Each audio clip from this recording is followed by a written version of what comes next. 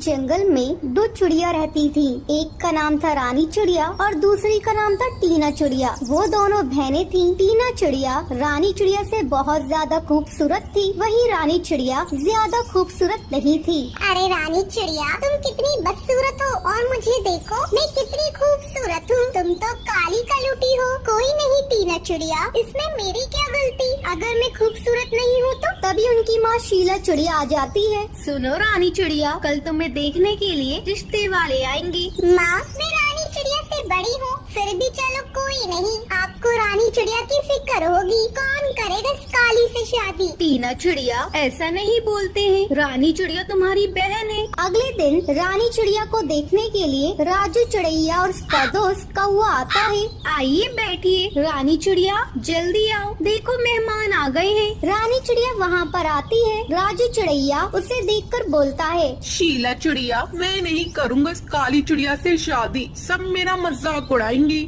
हाँ शीला चिड़िया, मेरा दोस्त किसी से कम थोड़ी है, इसे बहुत अच्छी चिड़िया मिल जाएगी। आपकी बड़ी बेटी टीना चिड़िया कहाँ है? वो बहुत खूबसूरत है, आप उसकी शादी राजू से करवा दीजिए। माँ, कोई नहीं, अगर इन्हें टीना से शादी करनी है तो आप करवा दीजिए। अगले दिन टीना चिड़िया और राजू की शादी हो जाती है। अब टीना चिड़िया रानी चिड़िया से कहती है, अब देख, मेरी तो शादी हो गई है, तू अपनी फिक्र कर रानी चिड़िया, तेरा क्या होगा? तभी राजू चिड़िया आता है। टीना चिड़िया, कहाँ थी तुम? मैं तुम्हें कितनी देर से ढूंढ रहा था। तुम हर पल मुझ पर नजर रखे क्यों बैठे रहते हो? जाओ जल्दी से मेरे लिए दाना लेकर आओ, मुझे भूख लग रही है। अब बेचारा राजू चिड़िया दाने की तलाश में निकल गया। उसका दोस्त कौवा बोला, और भाई क्या हाल है शादी के बाद तुम्हारे? यार मैं बहुत परेशान हूँ, लगता है मैंने टीना चिड़िया से गलत शादी कर ली। वो खूबसूरती के आगे मुझे कुछ नहीं समझती है, इससे अच्छा तो मैं रानी चिड़िया से शादी करता।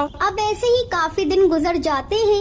अब वो उससे तंग आ जाता है। टीना चिड़िया, निकलो मेरे घर से, तुमने मुझे बहुत तंग कर दिया। तुमसे अच्छी तुम्हारी बहन रानी चिड़िया है, खूबसूरती ही सब कुछ नहीं होती है, मुझे समझ आ गया है। अब बेचारी टीना चिड़िया को अपनी गलती का एहसास हो जाता है। वो रानी चिड़िया से माफी मांगती है। रानी चिड़िया, मुझे माफ कर दो, मैंने तुम्हारे साथ बहुत गलत किया, तुम्हारे रंग का मजाक उड़ाया। अब रानी चिड़िया टीना चिड़िया को माफ कर देती है। वो सब एक साथ खुश रहते हैं। तो ये थी आज की कहानी। क्या आपको पता है रानी चिड़िया की माँ का क्या नाम था? अगर आपको पता है तो आप हमें कमेंट करके जरूर बताएं। अगर आपको ये वीडियो पसंद आई हो तो इसे लाइक और ऐसी कहानियाँ देखने के लिए मेरे चैनल को सब्सक्राइब करना ना। एक जंगल में रानी चिड़िया रहती थी। वो अपने अंडे के साथ अपने घोंसले में रहती थी। कुछ दिनों से उसकी तबीयत ठीक नहीं थी। वो तोते के पास जाती है। तोते भैया, कुछ दिनों से मेरी तबीयत ठीक नहीं है, आप मुझे दवाई दे दो ना। रानी चिड़िया, तुम्हारे मर्ज की दवा मेरे पास नहीं है। तुम्हारी हालत देखकर लगता है तुम कुछ ही दिनों की मेहमान हो। तोते भैया, मैं अकेली होती तो मुझे डर नहीं लगता, लेकिन मुझे अपने अंडे का डर है। उसका ख्याल कौन रखेगा? अगर आप बुरा न माने तो आप इसे पाल सकते हैं। अरे रानी चिड़िया, तुम जानती तो हो मैं अकेला रहता हूँ, यहाँ पर खाने की तलाश में बाहर जाना पड़ता है। ऐसा करो, तुम कौवे को दे दो, वो संभाल लेगा। अब रानी चिड़िया कौवे के पास जाती है। कालू कौवे, तुम मेरी मदद कर सकते हो, मैं ज्यादा दिन जिंदा नहीं रहूंगी, तुम मेरे अंडे की हिफाजत करना। तभी कौवे की बीवी सुंदरी बोलती है, ना रानी बहन, मेरा भी अंडा है, उसकी हिफाजत करनी है, तुम किसी और के पास चली जाओ, हम रख ना पाएंगे तुम्हारे अंडे का ख्याल। बेचारी रानी चिड़िया उदास होकर वहाँ से चली जाती है। तभी कालू कौवा बोलता है, सुंदरी, क्या हो जाता अगर हम उसके अंडे का ख्याल रख लेते? हमने कितना दाना चुरा कर खाया है उसका। तुम अपना मुंह बंद करो, आए बड़े मदद करने वाले। सुंदरी, थोड़ी तो इज्जत किया करो, तुम मेरी जरा भी कदर नहीं करती हो। अब वो दोनों सो जाते हैं। तभी रात में कालू कौवा रानी चिड़िया के पास जाता है, मगर रानी चिड़िया मर चुकी थी। चिड़िया बहन, मुझे माफ करना, तुम कितनी अच्छी थी, तुम हमें छोड़कर चली गई, लेकिन तुम फिक्र मत करना, मैं तुम्हारे अंडे का ख्याल रखूंगा। अब कौवा चिड़िया का अंडा लाकर अपने घोंसले में रख देता है। अगली सुबह कालू कौवा सुंदरी को सब बताता है। कालू कौवे, मुझे माफ कर दो, मैं वादा करती हूँ मैं इस अंडे का ख्याल अपने बच्चे की तरह रखूंगी।